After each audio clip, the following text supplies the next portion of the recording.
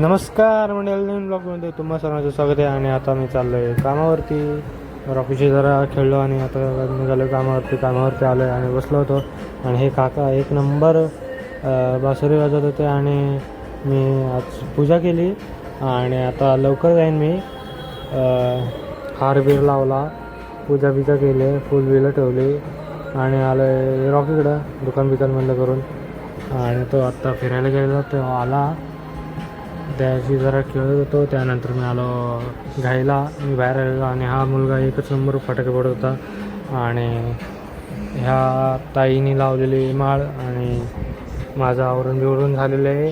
आणि आता दादा आलेला, त्याने फटाके फोडले, पाऊस लावलेला, माळ बीळ आणि काकांनी पण पाऊस लावत होते आणि खूप मजा येत होती. आणि मेन दिवाळी आज होती, नाही 2 दिवस होती.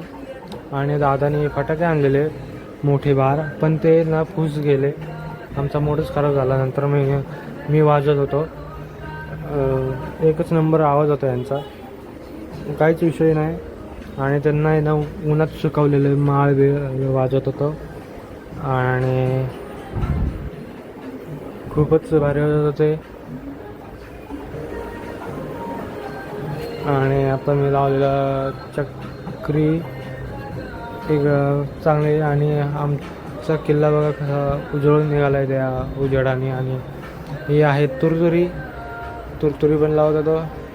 आणि कशी आहे ते सांगा. आणि जरा वेळ मी आत्ता बाहेर आलेलो असंच फिरायला टाईमपास म्हणून. आणि आजचा ब्लॉग आवडला असेल तर लाईक करा, शेअर करा आणि सबस्क्राईब करा.